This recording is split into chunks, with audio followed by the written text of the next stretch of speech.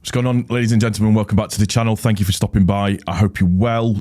Quickly, before we move on, if you are new to the channel, I would really appreciate it if you could subscribe, hit the notification button, share the video, comment, put any comments that you like down at the bottom, your opinions, anything like that. It just helps with the algorithm. And as ever, appreciate anybody that takes the time to watch any of the videos that I do. So thank you for that in the first instance. So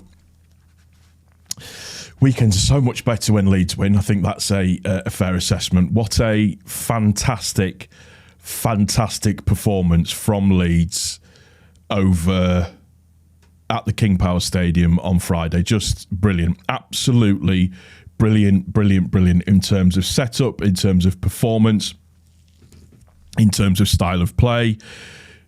We did everything right. I said that I wanted to see us go at them from the start, and we did. The high press that we employed really kind of upset their game, I think, quite substantially. They couldn't really get a proper rhythm going in terms of what they wanted to do or how they wanted to dictate the game. We needed to try and nullify their wing play in terms of their players. The two kind of really key players that they've got. Overall, I'm very pleased with the result. I mean, how can you not be pleased with the result? They've literally been running away with it for ages. It was a really important victory, I think. I think that it shows for me that there is more than one string to our bow when it comes to how we play and the different types of styles that we can play in terms of how to get a result.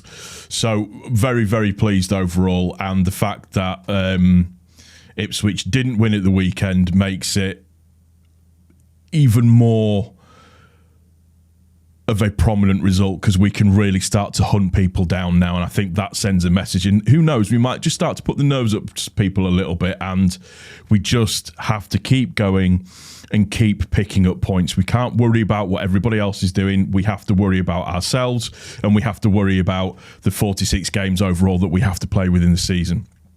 Now, getting into the lineup and the team in terms of how it plays, it lined up exactly how I thought it would line up. And overall, like I said, pleased with people's performances. I like to go through the team in terms of what they did in the game and how they did it, and overall how I felt, how they played and everything. So starting at the back, Meslier literally had nothing to do the entire game up until at the death knell, when he pulls off an absolute worldie to keep out what looked like it was going to be a certain goal from Dewsbury Hall. And if you actually look at the photograph, it's so on the line that he takes it off. Just unbelievable save, and overall played fantastically well, because he didn't really have very much to do. And that was more to do with the fact of how good our defence actually was. So in terms of our left backs, you've got Archie Gray and Sam Byram. Archie Gray struggled a little bit. You can't no two ways of getting around that. For me, I think he did a little bit, but overall, as the game grew on, he really came into his own and really kept Mavididi, I think that's how you pronounce his name, in check pretty much for most of the game. The one concern that we really had was from Sam Byram, obviously getting booked when Fatwu was just going at him, and he did a silly challenge and got himself booked. But I thought he might have been pulled at half-time. But no, Farker knows best and did the right thing with him and kept him in there. And he had, again, a really good game for me in the second half. And it was more important. And now I think, for me, in terms of Strauch and Rodon, this is without doubt the best that I've seen them play in terms of being able to nullify people. I mean, you look at Strauch, and his pass accuracy was pretty much 90%, give or take. And you look at Rodon, his pass accuracy was 86% within the game. So overall, in terms of how they played, phenomenal. Really good. Really pleased. And then we get to the absolute cream of the crop, which was our central defence, our centre midfield partnership. So we've got Ampadu with a pass accuracy of nearly 91%. Nearly 91%. And then you've got Glenn Kamara, who for me was absolute man of the match, just different gravy altogether. Again, nearly 90% pass accuracy. When you've got the centre of your team, or the spine of your team, if you like, that are doing that type of thing, it makes the game so much easier for the rest of the team, and just puts together a much better overall performance. Dan James, he not his best game, but it wasn't bad. He did the right things. He was running into space. He was using his pace, which is what we want Dan James to do, because it worries other players. It absolutely frightens the other players to death because they can't touch him. Peru, all right. Passing accuracy above 80%. 1 fouls, shots on target, tackles. Should have scored, but it's difficult for him to get involved in the game sometimes. But overall, he had a decent enough game for me. Somerville, again, another really, really good game for him. Passing accuracy, again, I know I keep going on about passing accuracy, but it's important for me, this was above 85 point, so what was it overall? 85.2%. The best bit of the match for him, for me, I don't know whether or not everybody else will agree with this, was the moment where Chowdhury basically got him into a headlock and tried to then just, I don't know, maul him to the floor, and Somerville literally just power slammed him onto the floor. And then when Chowdhury stood up, Somerville was not backing down. He was not backing down for anybody. And I love that. 100%, without a shadow of a doubt, love that. I just think, for me, it's what I want to see from the players. I want to see, I ain't backing down from anybody at all. And then you've got Rutter, who, in terms of his passing accuracy, was the worst out of everybody else in the team. But overall, 3 shots, 3 on target, 2 key passes, and obviously he scored the goal as well. I'm really pleased for him that he got his goal, and he loved playing football. There's nothing else you can say about the kid. It's just something that he really enjoys doing.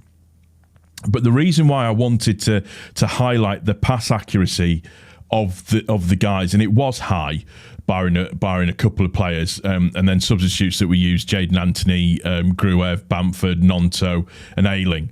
And the reason why I wanted to make the point with regards to the pass accuracy is because, in general, overall possession-wise, Leicester had pretty much 66% possession, whereas we had 34% possession. Now, for me, the key element of that, and it's why I've highlighted the pass accuracy, is that sometimes it's not about dominating the ball completely. It's about what you do with the ball when you have it. And clearly, within that, we did the right things with the ball at the right time in terms of how we did it, how we distributed the ball, and how we played the ball, etc., so on and so forth. So that's why I'm highlighting the pass accuracy.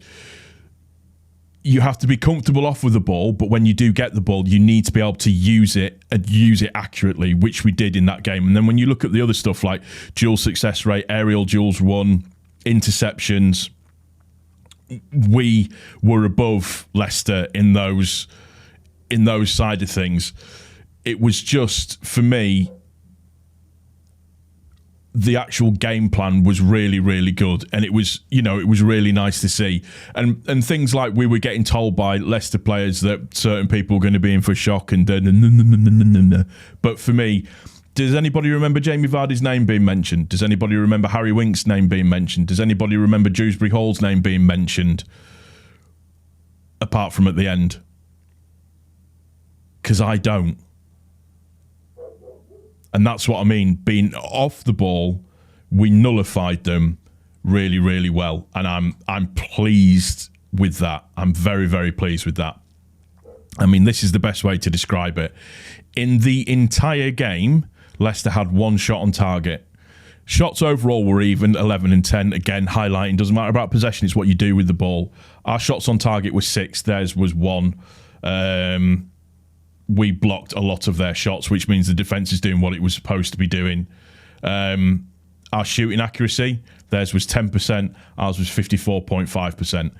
Again, just highlighting the importance of what you do with the ball. Tackles wise was pretty even. The tackle success rate, ours was near enough 80%. Great. That's what I want to see. That's that's a different side of being able to win the game overall, being able to do the things that we're supposed to do and listen to a game plan and executing it correctly. And Farke got it 100% spot on. And for me now, we need to take this and we need to move forward with it, and we need to keep getting the points in the bag. It's not insurmountable. We're coming. That's all I'm going to say. It looks good and it looks like we're coming. And I tell you what I saw last night, sorry, not last night, on Friday night with the goal, was watching what the boys, when we scored, the way that they celebrated. And you could see how much it meant to each and every one of them. You could see how much it meant to them as a collective, as a team. And everybody being switched on. That was the other thing that I really liked as well, was Melier making the save and then being mindful enough to say to everybody, whoa, whoa, whoa, whoa, whoa, sort yourselves out. This is coming back in a second. Get yourself organised and sorted out. Brilliant, brilliant performance, and I'm really, really pleased. And Leicester, I think, will be there or thereabouts pretty much at the end of the season. I think they're in the top two, and that's probably guaranteed unless they have an almighty cock up at the end of it, but who knows. That's going to do it for this one, guys. I do hope you've enjoyed it and you've liked my little bit of analysis-ish. Give me your thoughts down below. Let me know what you think on the game overall.